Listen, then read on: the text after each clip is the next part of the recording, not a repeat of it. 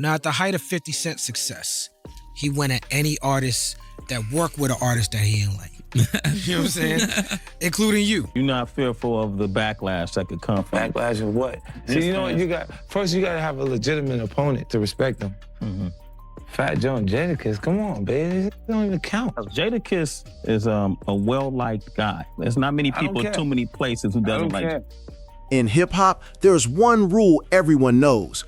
50 Cent doesn't lose battles. Most of the artists who went toe-to-toe with him either vanished from the spotlight or ended up in serious trouble. But there was one man who stood his ground, Jadakiss. Jada didn't just fire back, he lyrically tore 50 apart during his peak, dropping one of the coldest diss tracks ever. And here's the wild part, 50 eventually showed up on Jadakiss's own block to settle things face to face. That's real respect right there. Now, this clash wasn't about street beef or personal drama. It came from something way bigger. What that 50 shit be? Fuck 50, man. 50's a coward. Where's he at? The tension sparked from the fallout of 50's long war with Ja Rule.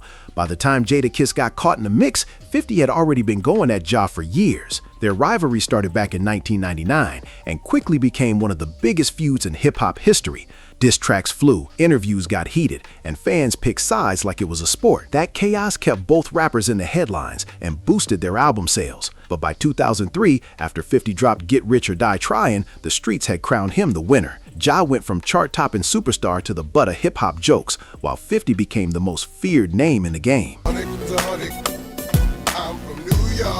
Then in 2004, Ja Rule dropped New York, a gritty anthem celebrating his city. The track featured Fat Joe and Jadakiss, two respected voices who just wanted to represent their home and make a classic New York record. To them, it was love for the city, nothing more.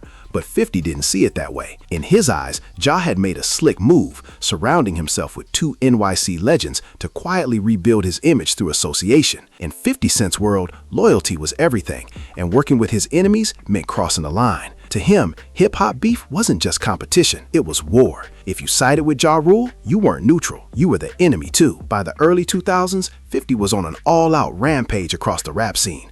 Ja Rule, Fat Joe, The Game, Nas, Mobb Deep, Shine, nobody was safe. But this wasn't random drama. 50 knew exactly what he was doing. He understood that controversy kept him in control of the spotlight.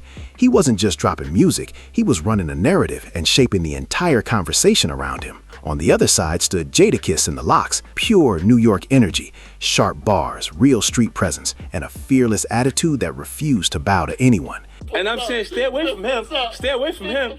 They go, I'm from New York, got 100 guns, 100 clips, and it goes straight to that. And that's what Jadakiss. That made them the perfect challenge for 50. By going after rappers with that level of respect and credibility, he was making one thing clear: nobody was untouchable. Things got real when 50 dropped his second album, The Massacre, on March 3, 2005.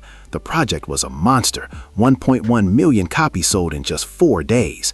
But the music wasn't just about numbers, it was loaded with aggression. Jadakiss is a well-liked guy. There's not many people too many places who doesn't like him.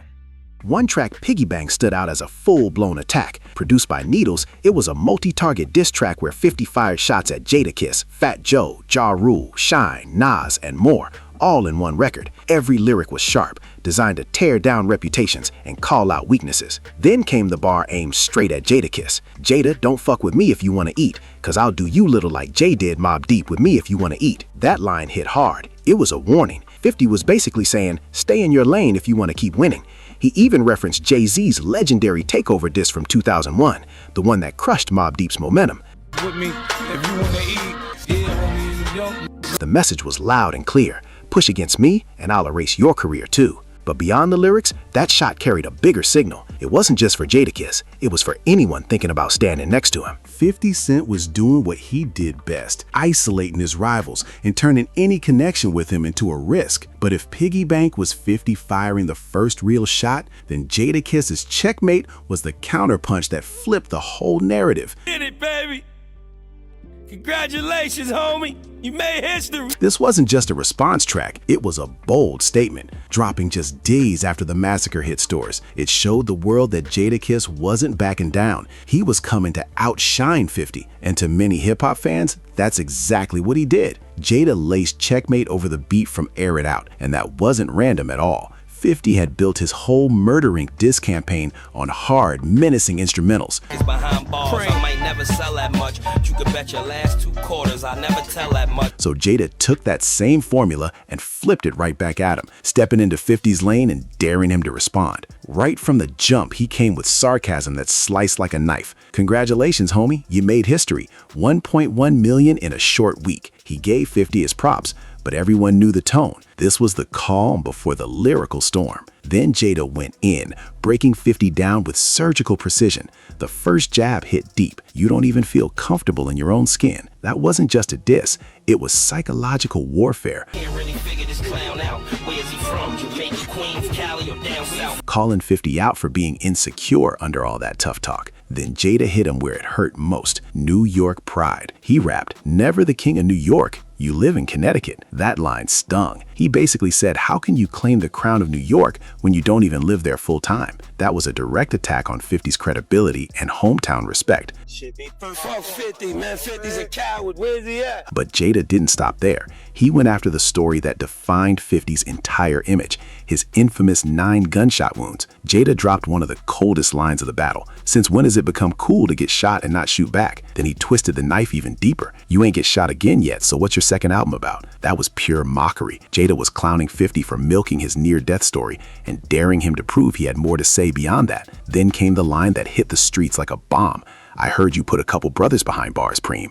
I might never sell that much, but you can bet your last 2 quarters I never tell that much." Without naming names, Jada hinted that 50 might have snitched, a heavy accusation in hip-hop.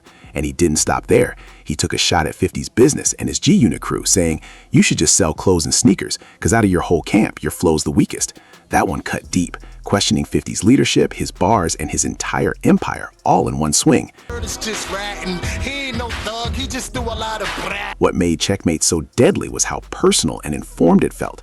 Jada didn't sound like an outsider guessing. He sounded like a man who knew 50's world inside and out.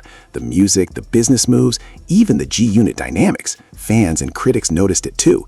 Jada came off as someone studying his opponent, using precision instead of chaos.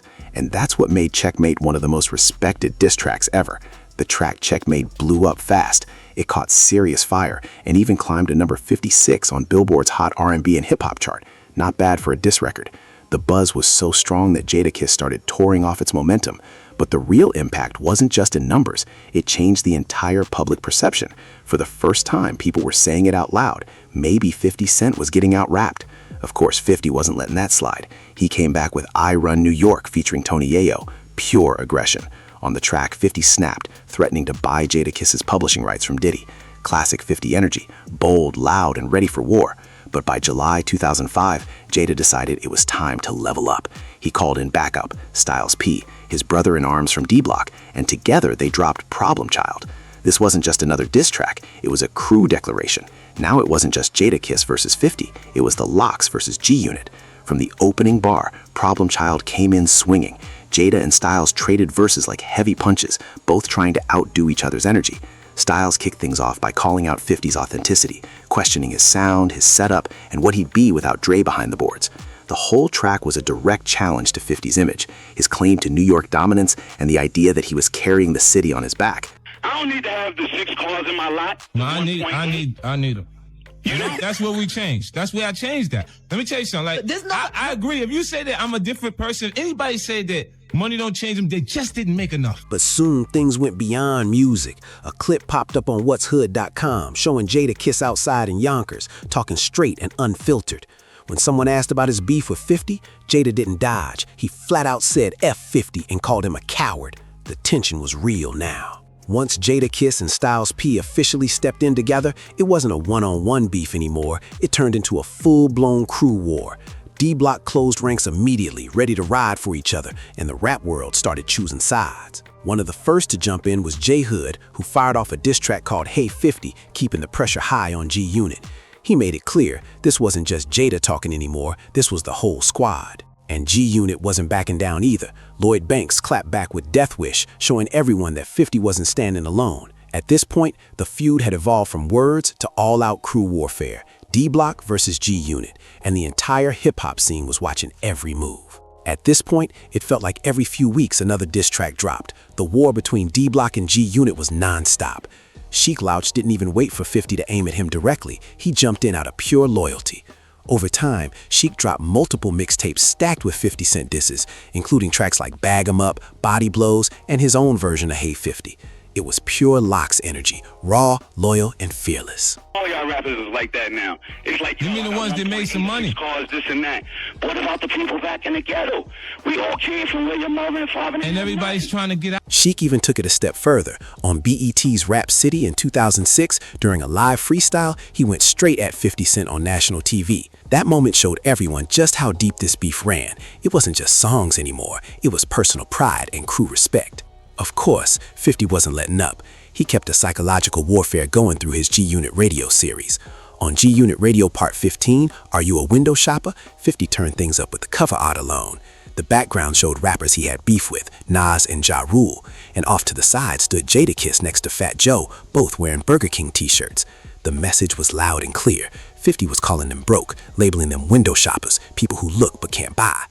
Then he made it official on wax. 50 dropped the diss version of Window Shopper, calling out Jadakiss, Nas, Fat Joe, and Ja Rule by name. We're gonna talk at the office. No, yeah. Are you really? Do you really? Yes. Stop. I don't do offices. You can meet me in the hood. But we come to your hood. I come to your hood. You don't come to my hood. I come to your hood. Not long after, he kept the fire burning with G Unit Radio Part 21, Hate It or Love It. On the track 5 Heartbeats featuring Tony Yayo, 50 fired even more shots at Jadakiss, keeping the tension alive and reminding everyone that the beef was far from over. But even with 50 and G Unit applying pressure from every angle, a lot of hip-hop fans were saying the same thing. D-Block just felt tighter. Jada, Styles P, and Sheek Louch moved like a real unit, not just a label crew, but brothers. Every response felt coordinated, sharp, and strategic, like a team protecting its name. Then came a surprising twist. On February 1st, 2007, 50 Cent appeared on Hot 97 with Angie Martinez, and out of nowhere, Styles P called in. At first, the call was calm. They talked about the rap game, business moves, and how things are changed. But then, Styles dropped a line that shifted the energy completely. He told 50, "You forgot where you came from." That hit a nerve. The tension was thick, but instead of exploding on air, both men kept it surprisingly respectful. By the end of the call, they even agreed to talk face-to-face later, a rare calm moment in a feud filled with fire. But pace didn't last long. On August 14th, 2007, Styles P dropped his mixtape The Independence, and just like that, the smoke returned. Both Styles and Jadakiss had fresh diss tracks aimed at 50 Cent and G Unit. One of the standout records was Shots Fired, where they accused 50 of snitching on Kenneth Supreme McGriff, a serious move that took the beef into dangerous territory. The bars were sharp, the tension was high, and by now, this wasn't just about music anymore. It was a full-blown street-level rivalry being broadcast through hip-hop. It's kiss to the world, and it's your fault, cause she said she saw you kissing a girl. The last big shot fired at 50 from that mixtape was Miss Jackson, where Jadakiss and Styles P flipped Outkast's iconic beat and went straight at 50 Cent. The track was slick, confident, and showed the world they could make a diss track sound like a hit. By October 2009, both 50 and Jada had moved on. New projects, new rivals, and new chapters in their careers. But even though the beef had cooled off, it had never truly been settled. It just sat in the background, unspoken, until 50 decided it was time to end it once and for all. And when he did, he shocked everybody. One night, 50 Cent pulled up to Jadakiss's hood, alone. No security, no entourage. He met up with Jada in person, and the two finally squashed the beef face to face. After that, they even hit the studio and kicked it for the rest of the night like old friends. That moment meant something real in hip-hop. One day he called to say, "Yo, I'm coming through." He came through by himself. We sat down, kicked it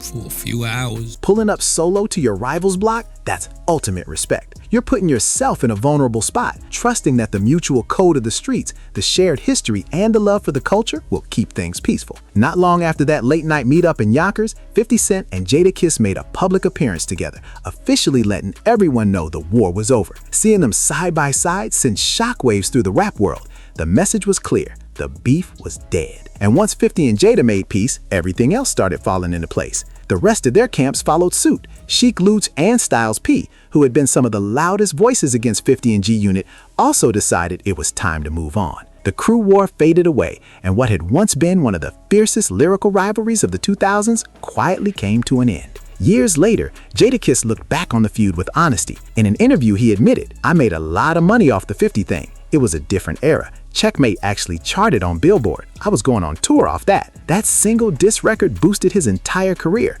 It proved Jada could go bar for bar with the biggest rapper in the world and walk away even more respected. This is impressive right here. Look at this. I got Jadakiss. Look at this. Look at this. Look at this. Come here. Look at this. Now I'm starting to look big now.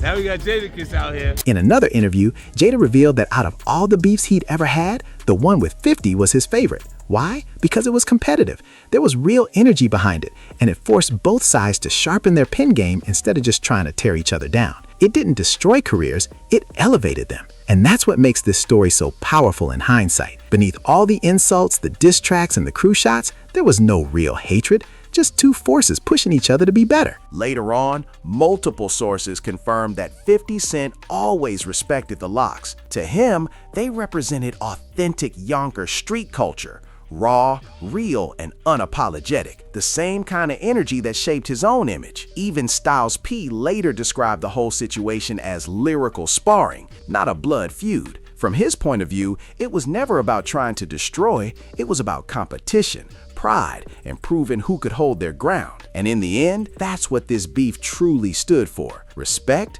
through rivalry. It was never about personal destruction. Styles P made it clear. The Lox never saw the feud as a street war. It was about bars, wordplay, and proving who was sharper on the mic. He explained that the tension between camps was never like those other rap beefs that turned dangerous. There was no real hate, no plans for violence, just pure lyrical competition. It stayed exactly where it belonged, in the music. And in time, that same competitive energy turned into collaboration. Years later, on May 6, 2014, 50 Cent and Jadakiss finally joined forces for the first and only time on a track called Irregular Heartbeat featuring Kid Kid. For fans who remember the raw mixtape wars and the brutal diss tracks, hearing them on the same record felt unreal. It was proof that all that tension from the mid-2000s was officially buried. Then, years later, on September 24th, 2021, 50 Cent revisited the story in an interview. He explained that he never had a personal issue with Jadakiss at all. According to 50, Jada only became a target because of his connection to Ja Rule. And in classic 50 Cent fashion, it all came down to strategy. He said that if you stood next to his enemy, you automatically became part of the battlefield. That was just how he moved back then. After that, the story came to a close. Both artists moved forward, each carving out their own path. But the legacy of their feud still hits hard today. It gave hip-hop some unforgettable moments, from Checkmate to Piggy Bank, and showed both sides at their lyrical peak. It proved that even when 50 Cent was at the height of his power, there were still rappers like Jadakiss who could stand up to him, go bar for bar, and walk away respected. The battle might have started in tension, but it ended in mutual respect and hip-hop history.